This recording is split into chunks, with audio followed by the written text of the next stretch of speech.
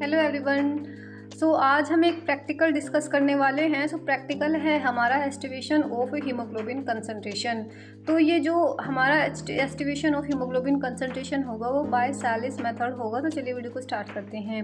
तो इसमें हमें कुछ इक्विपमेंट्स चाहिए होते हैं जो अगर हम इस प्रैक्टिकल को कर रहे हैं तो हमको इन चीज़ों की नीड होगी। तो देखो, सबसे पहले हमें क्या, एक कंपैरेटर बॉक्स चाहिए होगा, फिर उसके बाद हमें HB पीपेट चाहिए, इसके बाद HB tube and dropper and stand भी चाहिए होगा, और डिस्टिल वाटर और N/10 HCl। तो ये सारे हमें चीज़ें चाहिए होती है अगर हम एस्टिमेशन ऑफ हीमोग्लोबिन कंसंट्रेशन कर रहे हैं। तो देखो, सबसे पहले हमें क्या करना है, जो हमारी HB ट्यूब है उसमें हमें N/10 अपना जो वो है मतलब HCl वो डाल लेना है 2 ml। ठीक है, N/10 HCl 2 ml डालने के बाद हमें उसको रख देना कंपैरेटर बॉक्स में, क्योंकि वो मतलब ट्यूब है वो ऐसे तो खड़ी रहेगी नहीं। अगर उसको ऐसे लेटाओगे तो वो डल जाएगी नीचे। तो आपको क्या कर देना, उसको कंपैरेटर बॉक्स में रख देना। देखो, दिख रही होगी आपको पिक्चर, ऐसे आपको रख देना है। अब हमें उसमें अपने ब्लड का सैंपल चाहिए। तो आप ब्लड का सैंपल या तो कैपिलरी से ले लो या वेन से ले लो। आप देखो, आप अगर कैपिलरी से ले रहे हो तो यहाँ से लोगे, यानी कि आपको यहाँ पे लेंसलेट का यूज़ करना पड़ेगा। और अगर आप वेन से ले रहे हो तो आपको अपनी वेन से लेना पड़ेगा। तो वेन का मोस्टली हम यहाँ से लेते हैं, ठीक है, क्योंकि यहाँ से हमारी वेन से मोस्टली दिखती है। तो आपको क्या करना है, तो जो हमारी सिरिंज होगी उसमें आपको 2 से 3 सेंटीमीटर तक ही वो करना है। अगर मतलब कि जब आप उस सिरिंज को, मान लिया, ठीक है, हम यहाँ से अगर देखें तो मान लिया ये हमारी जो वेन है इसमें कर रहे हैं हम, ठीक है। देखो, जो ये हमें दिखती है ना, ये वाली, देखो ये दिख रही होगी जो आपको, ये है, मान लिया हम इससे निकाल रहे हैं, ठीक है। तो इसमें आपको क्या करना है, अब इसकी जो वो है ये वेन ऐसे जा रही है, ठीक है। तो आपको क्या करना है, इसकी डायरेक्शन की तरफ सिरिंज रखनी है ऐसे, और सिरिंज का जो एंगल है, यानी कि जो ये वाला एंगल है, ये वाला, मान लिया अगर मैं इसको सिरिंज मान रही हूँ, इसको अगर मैं सिरिंज मान रही हूँ, तो अब अगर आपने ये रखा है तो जो आपका ये वाला एंगल है, ये वाला, ये आपका 45 डिग्री होना चाहिए। यानी कि वो इस तरीके से होना चाहिए, ना तो वो ऐसा होना चाहिए ना वो ऐसा होना चाहिए, वो 45 डिग्री होना चाहिए। और आपको जो ये आपकी पेंसिल नहीं, सिरिंज है, उसको आपको बस 2 से 3 सेंटीमीटर अंदर करना है। ऐसा नहीं है कि वो अब ब्लड आपका आ नहीं रहा है फिर उसको अंदर लिए जा रहे हो उस साइड, ऐसा नहीं करना है। जो उसका सिरिंज का हब होगा उसके में तुरंत से ब्लड आ जाना चाहिए जब आप 2 से 3 सेंटीमीटर तक अंदर करेंगे। अगर आप वहाँ पे जाके ज़्यादा चहल पहल करेंगे या फिर इधर उधर ज़्यादा अंदर बाहर करेंगे तो वहाँ पे क्या होगा, आपको हीमोटीमा होने की कंडीशंस रहती है। तो आपको इस चीज़ का ध्यान रखना है। अगर ब्लड नहीं आ रहा है सिरिंज को 2 से 3 सेंटीमीटर आगे तक करने पर, तो आपको वहाँ से सिरिंज को निकाल लेना है, ठीक है। अब क्या करना है, ठीक है, आपका सैंपल आपके सिरिंज में आ चुका है। आपको क्या करना है, इस सैंपल को EDTA जो हमारी होती है, मतलब कि जो दिख रही होगी आपको, इसमें आपको डाल लेना है। आपको कितना सैंपल लेना है, आपको 2 ml सैंपल अपना ब्लड का लेना है, ठीक है। अब आपने 2 ml सैंपल ले लिया ब्लड का, और आपका उस साइड आपने कंपैरेटर बॉक्स में अपना HB ट्यूब रखी थी जिसमें आपने N/10 अपना HCl डाला हुआ था, ठीक है। अब क्या करना है, आपको HB पिपेट लेना है। HB पिपेट आपको दिख रहा होगा कुछ इस टाइप का होता है। तो देखो, जो इस साइड का ये रबर वाला जो पार्ट होता है ना, आपको इसको मुंह में डालना है और पीछे को सक करना है उसको, ब्लड को। अब ऐसा नहीं है आप इतना तेजी से सक करोगे ब्लड आपके पूरा मुंह में ही चला जाए, इतना तेज सक नहीं करना है, बहुत ही धीमे से प्यार से सक करना है, ठीक है। और बहुत ही मतलब कि उसमें आपको 20 ml तक, वहाँ पे निशान बना होता है, पॉइंट्स होते हैं मतलब, तो आपको इतना उसमें सक करना है, ठीक है। जब आप 20 ml उसमें सक कर लेंगे तो आपको सक करके उसको फिर उस HB ट्यूब में डालना है जो N/10 के आपने रखी हुई है पहले ही, ठीक है। जब आप उस 20 ml को उसमें डाल दोगे तो उनको मिक्स करना है दोनों को स्टेनर से, ठीक है। अब जब आप इसको मिक्स करेंगे तो मिक्स करने के बाद आपको इसको 8 से 10 मिनट तक रख देना है, ठीक है।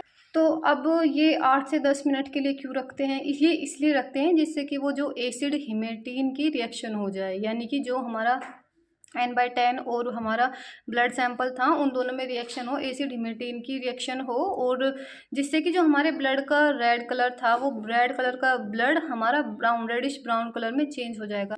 तो जो हमारा सैंपल का कलर था रेड, वो रेड कलर चेंज होकर रेडिश ब्राउन में कन्वर्ट हो जाएगा, ठीक है। अगर वो रेडिश ब्राउन में कन्वर्ट हो रहा है तो यानी कि आपका जो सैंपल था, वो जो N/10 HCl आपने डाला था वो सही था बिल्कुल। और कई बार कंडीशंस ऐसी आ जाती है कि वो चेंज नहीं हो पाता, वो रेड का रेड ही रह जाता है। तो मतलब कि आपका जो N/10 HCl है उसमें या तो वाटर मिला हुआ है या फिर कुछ और दिक्कत है, आपका जो आप ये प्रैक्टिकल कर रहे हो सही नहीं है, ठीक है। तो ओके, अब हमने क्या हुआ, हमारा रेडिश ब्राउन कलर भी आ गया। अब उसके बाद क्या करना है, आपको वो जो कंपैरेटर है उसको उठाना है और उसको लेके ऐसी जगह पे जाना है जहाँ पे कुछ रोशनी का सोर्स हो, लाइट का सोर्स चाहिए हमें, ठीक है। तो या तो आप सनलाइट ले लो, यानी कि ऐसी विंडो के पास चले जाओ जहाँ से लाइट आ रही है, यानी कि अच्छा खासा सोर्स हो लाइट का, या फिर आपके पास जो सोर्स अवेलेबल हो आप उसको भी यूज़ कर सकते हैं, ठीक है। तो हमने क्या किया था, हम तो लाइट्स का जो सोर्स विंडो से जो सूरज की रोशनी आ रही थी उसका ही हमने यूज़ किया था।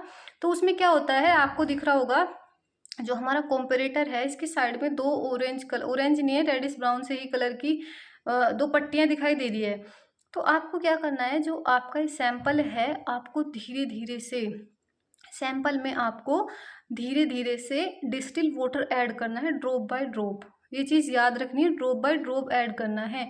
अगर आप तुरंत से बहुत सारा डाल दोगे तो जो उसका कलर है और जो वहाँ पे कंपैरेटर बॉक्स में दो दो लाइनों का कलर है उसका और उसके कलर बहुत ही डिफरेंस हो जाएगा। फिर उससे आपकी जो होगी रीडिंग, मतलब कि रीडिंग में कुछ ना कुछ तो डिफरेंस हो जाएगा, ठीक है। तो हमने क्या किया था कि जो हमारी विंडो है हम उसी के पास चले गए थे, वहाँ से रोशनी आ रही थी सनलाइट की, तो हमने उसे सही कर लिया था अपना। तो आपको क्या करना है, आपको ऐसे ऐसे मतलब जो लाइट होगी ना उसके सामने ऐसे करना है और अपना सैंपल उसमें डालना है, ठीक है। वो तो डला हुआ ही है उसमें पहले से, मतलब कि जो आपकी HB ट्यूब है वो आपके उसमें पहले से डली हुई है, ठीक है। तो आपको उसमें ऐसे रखना है, तो आपको अपना डिस्टिल वाटर लेना है और ड्रॉप बाय ड्रॉप ऐसे ऐसे ऐसे ड्रॉप बाय ड्रॉप डालना है, ठीक है। अगर ये चीज़ ध्यान रखनी है कि drop by drop distil water डालना है, अगर आप ज़्यादा डाल देंगे एक साथ तो उसका जो कलर है आपके सैंपल का वो लाइट हो जाएगा ज़्यादा। तो ज़्यादा लाइट नहीं चाहिए हमें, बिल्कुल परफेक्ट उसका सेम सेम चाहिए।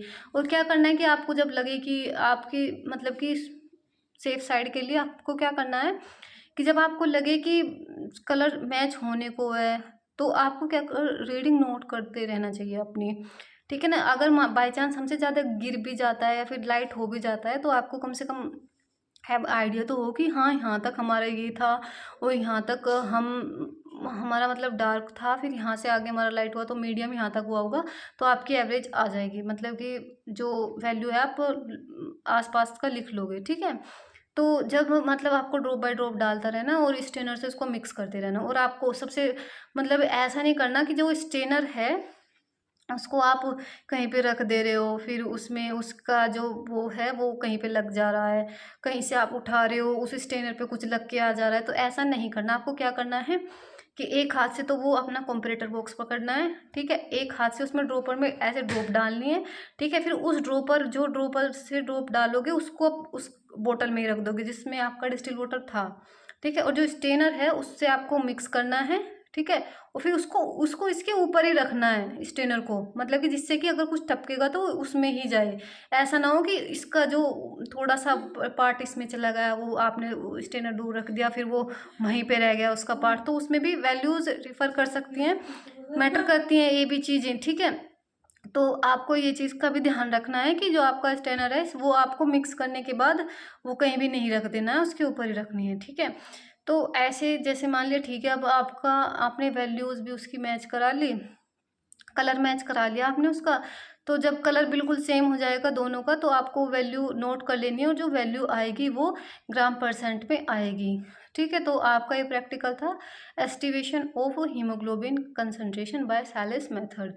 तो वीडियो पसंद आए तो लाइक ज़रूर कीजिएगा और चैनल को सब्सक्राइब भी ज़रूर कीजिएगा। Thank you.